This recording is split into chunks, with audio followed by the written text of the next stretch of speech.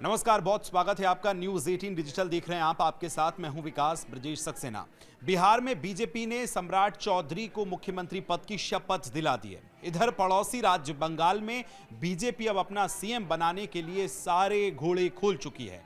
बंगाल में बीते 15 सालों से ममता बनर्जी के अवैध किले को बीजेपी इस बार सेंध लगाने की हर संभव कोशिश कर रही है। ऐसे में बीजेपी ने बगल के राज्य में सम्राट चौधरी को मुख्यमंत्री बनाकर सिर्फ बिहार को ही नहीं बल्कि बंगाल को भी सादा एक मैसेजिंग देने की कोशिश की गई है। बीजेपी ने पहली बार इस एरिया में ओबीसी सोशल इंजीनियरिंग का एक बड़ा प्रयोग किया है। कैसे, सब कुछ समझाते हैं। यूपी में बेशक 2017 में यह प्रयोग करने में बीजेपी सफल नहीं हो सकी थी, लेकिन बिहार में यह प्रयोग करके बंगाल को एक बड़ा मैसेज दे दिया है। बीजेपी बंगाल में अब ओबीसी ध्रुवीकरण की रणनीति पर काम करने वाली है। बंगाल में टीएमसी का एक बड़ा वोट बैंक ओबीसी और एससी पर टिका होता है।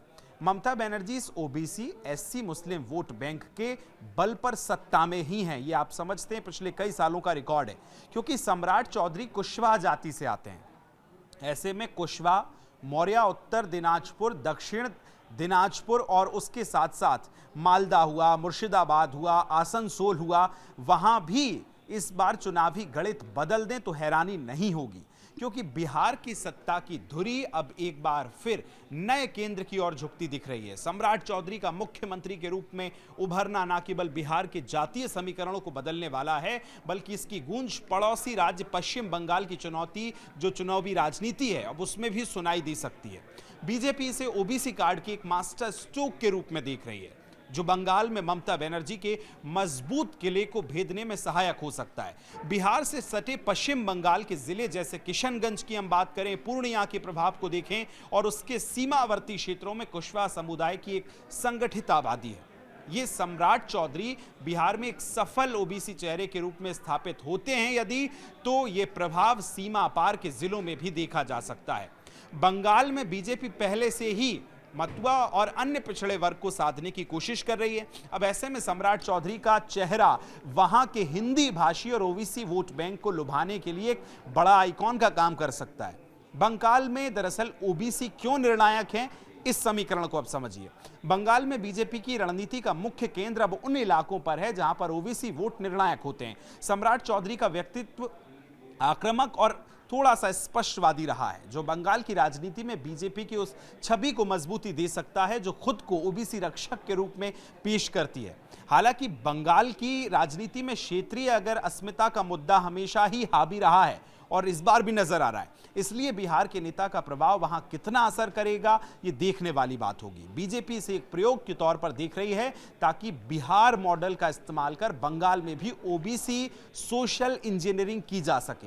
कुशवाहा फैक्टर बंगाल में काम करेगा, अब ये इस पर बड़ा सवाल है, बड़ी सारी चर्चाएं राजनीतिक गलियारों में चल रही हैं। तो बिहार की राजनीति में पिछले कुछ वर्षों में सम्राट चौधरी ने खुद को कुशवाहा समुदाय के नेता के रूप में पेश किया। उन्होंने अपनी पगड़ी और आक्रामक शैली के जरिए समाज के भीतर एक संदेश दिया कि कुशवाहा अब सिर्फ वोट बैंक नहीं है बल्कि सत्ता के दावेदार हैं।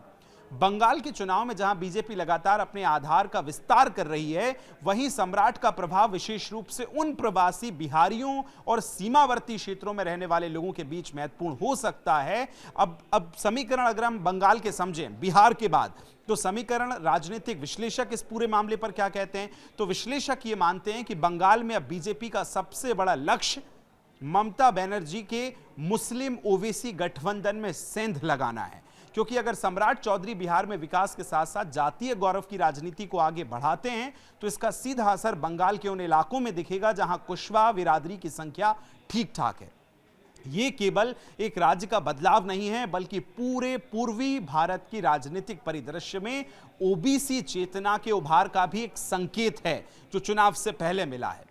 बीजेपी की कोशिश है कि सम्राट के माध्यम से हिंदी हॉटलैंड के ओबीसी वोट बैंक को एक सूत्र में पिरोया जाए, और कुल मिलाकर देखा जाए तो बंगाल चुनाव 2026 के लिहाज से बिहार से सटे सीमावर्ती जिलों में सम्राट चौधरी फैक्टर छोटे छोटे ओबीसी वोट बैंक को प्रभावित कर सकता है, खासकर जहां बिहार से सांस्कृतिक जातीय जुड़ाव रहा है। बंगाल में कुशवाहा कोरी वोटर्स का प्रतिशत अगर हम देखें तो बंगाल में कुशवाहा कोरी समुदाय की आबादी लगभग 7.51% है, जो राज्य की कुल आबादी की लगभग 10.6 करोड़ का करीब 0.7% शेयर करती है। बिहार में अगर हम देखें तो 4.21% है वोटर्स जो कुशवाहा समुदाय से आते हैं, लेकिन बंगाल में ये नगण्य के बराबर है। इसके बावजूद भी किशनगंज, अररिया, पूर्णिया, कटिहार जैसे जिलों से सटे बंगाल के कुछ जो सीमांत वाले फैक्टर में जो हैं इन जिलों में काम कर सकते हैं। तो अब देखना होगा कि ये फैसला सम्राट चौधरी को बिहार में लाने का बंगाल के चुनाव को कितना इंपैक्ट करेगा, ये बहुत आने वाला समय इसका जवाब देगा। लेकिन इस पूरे समीकरण पे क्या आप इस तस्वीर को कैसे देखते हैं? क्या ये बीजेपी का एक मास्टर स्ट्रोक है, जैसे मध्य प्रदेश में मोहन यादव को मुख्यमंत्री बनाने के बाद फिर तमाम चुनावों में उनसे चुनाव कैंपेन में उतारना, क्या उस तौर पर आप इसको देखते हैं? कमेंट करके फिलहाल हमें जरूर बताइएगा। अभी के लिए शुक्रिया।